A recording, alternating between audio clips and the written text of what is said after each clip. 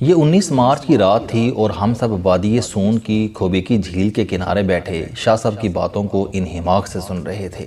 چاند بھی پوری آب و تاب سے چمک رہا تھا اور اس کی روشنی جھیل کے کنارے اس سارے منظر کو بھی دل فریب بنا رہی تھی۔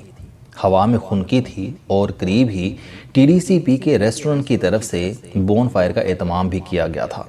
شاہ جی نے کہا کہ میں نے زندگی کے بہت سے اہم فیصلے ایسے ہی کسی نہ کسی سفر میں کیے اور میں چاہوں گا کہ آپ تمام دوست بھی یہاں سے خالی ہاتھ نہ جائیں۔ اپنے مستقبل کے بارے میں ضرور کوئی خواب دیکھیں اور خواب دیکھتے وقت خدا را اپنے آپ کو مت دیکھیں، اللہ کی شان کو سامنے رکھ کر سوچیں۔ جب رب سے مانگنا ہے تو کم کیوں مانگیں؟ زندگی میں موٹیویشن سے زیادہ خواب چاہیے ہوتے ہیں جو آپ کو جگائیں، آپ کو تڑپائیں، بلکہ خواب اتنے بڑے ہونے چاہیے کہ ان کے سامنے ساری مشکلات بہت چھوٹی محسوس ہوں۔ وادی سون کلر کہار سے تقریباً 2 گھنٹے کی مسافت پر ضلع خوشاب میں واقع ہے۔ یہ علاقہ اپنی قدرتی خوبصورتی اور خوبصورت جھیلوں کی وجہ سے سیاحوں کی توجہ کا مرکز ہے۔ 2018 سے پہلے میں سیاحت کی اہمیت سے واقف تھا اور نہ ہی کوئی خاص شوق، لیکن مارچ 2018 میں مجھے قاسم علی شاہ صاحب کے ساتھ 7 دن کے لیے ازبکستان جانے کا موقع ملا۔ اس سفر نے مجھے علم کی ایک نئی دنیا سے متعارف کرایا۔ اس سفر سے مجھے معلوم ہوا کہ اگر حقیقی معنوں میں کچھ سیکھنا ہے تو اس کے لیے سفر بہت ضروری ہے۔ لہٰذا اس سفر میں میں نے اپنے آپ سے عہد کیا کہ جب بھی مجھے موقع ملا میں پاکستان اور پاکستان سے باہر سفر ضرور کروں گا۔ ازبکستان کے پہلے سفر میں ہم 100 کے قریب لوگ تھے جو ملک کے مختلف علاقوں سے تعلق رکھتے تھے۔ اس سفر میں بہت سے دوست بنے، میرا سوشل سرکل بڑھا۔ شاہ جی کے ساتھ میں نے ازبکستان کے علاوہ ترکی اور مصر کا سفر بھی کیا، لیکن پاکستان میں یہ ہمارا پہلا ٹور تھا۔ 50 کے قریب لوگوں کا گروپ 19 مارچ کو لاہور سے وادی سون کی طرف روانہ ہوا۔ میں کلر کہار سے اس گروپ میں شامل ہوا۔ شاہ جی اپنی مصروفیات کی وجہ سے اسلام آباد تھے، لہٰذا دن 11 بجے وہ بھی کلر کہار کے ٹی ڈی سی پی ریسٹورنٹ پہنچ گئے۔ وہاں چائے پینے کے بعد ہم نکلے اور قریب 2 بجے وادی سون کی کھوبے کی جھیل پہنچے۔ اس جھیل کے ٹی ڈی سی پی ریسٹورنٹ میں ہم نے دوپہر کا کھانا کھایا اور اچھالی جھیل دیکھنے کے لیے چل دیے۔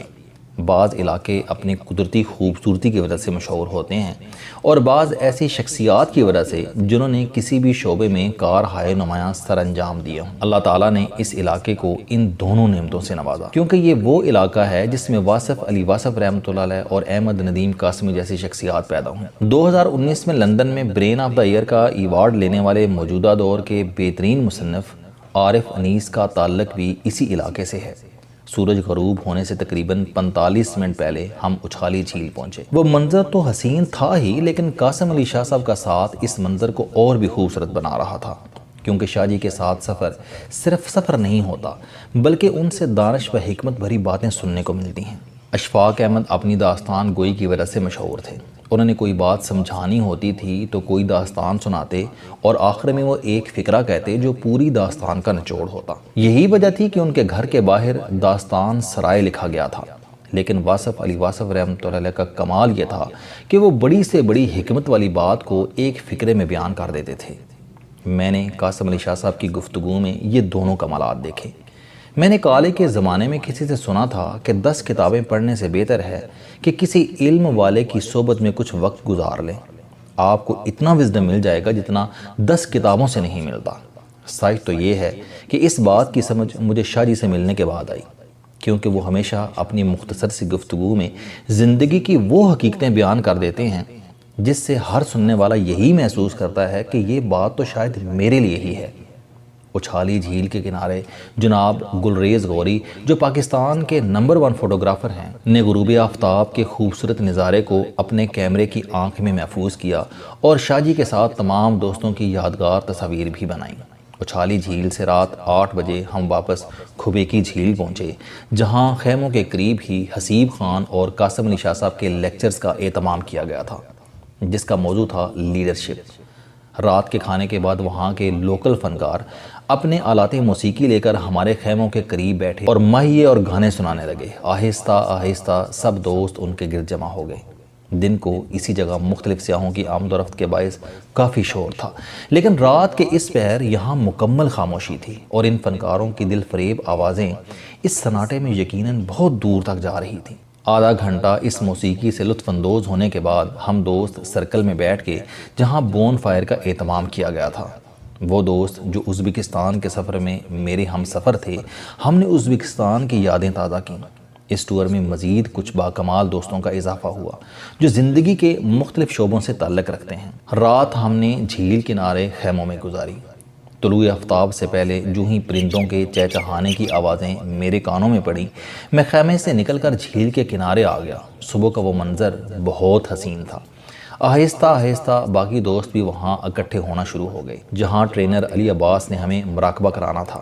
کھوبیکی جھیل کے کنارے مراقبہ بھی زندگی کا دلچسپ تجربہ تھا۔ ناشتے کے دوران جناب جہانگیر میر جو گجرانوالے سے تعلق رکھتے ہیں نے واصف علی واصف رحمۃ اللہ علیہ، اشفاق احمد اور بانو قدسیہ کے چند خوبصورت واقعات سنائے۔ میر صاحب وہ خوش قسمت انسان ہیں جنہیں ان مذکورہ شخصیات کے ساتھ رہنے کا موقع ملا۔ ناشتے سے فارغ ہونے کے بعد جب سب دوست بوٹنگ کر رہے تھے، اس وقت فرق شہباز وڑائچ جو اردو پوائنٹ کے معروف اینکر ہیں، وہ جھیل کنارے قاسم علی شاہ صاحب کا انٹرویو ریکارڈ کر رہے تھے۔ شاہ صاحب کا کہنا تھا کہ ہمارا ملک انتہائی خوبصورت ہے، لیکن بدقسمتی سے ہمارے ہاں سیر و تفریح کا ٹرینڈ بہت کم ہے، اور دوسری بات یہ کہ ہمارے ارد گرد بے شمار ایسے خوبصورت سیاحتی مقامات ہیں جن کا ہمیں پتہ ہی نہیں۔ لہٰذا میری خواہش ہے کہ ہم ایسی جگہوں کو ڈسکور کریں اور پاکستان کی اس اصل خوبصورتی کو خود بھی دیکھیں اور دنیا کو بھی دکھائیں۔ انہوں نے دیکھو پاکستان کے نام سے سیاحت کا ایک ایسا ہی سلسلہ شروع کیا ہے جس سے انشاءاللہ پاکستان کی سیاحت کو فروغ ملے گا۔ وادی سون کا یہ دورہ دیکھو پاکستان کے سلسلے کا پہلا ٹور تھا۔ بوٹنگ سے فارغ ہونے کے بعد دن 11 بجے ہم کنیٹی باغ کی طرف چل دیے۔ کنیٹی باغ اس وادی کا خوبصورت علاقہ ہے جہاں ہر طرح کے پھلدار درختوں کے علاوہ قدرتی آبشاریں بھی موجود ہیں۔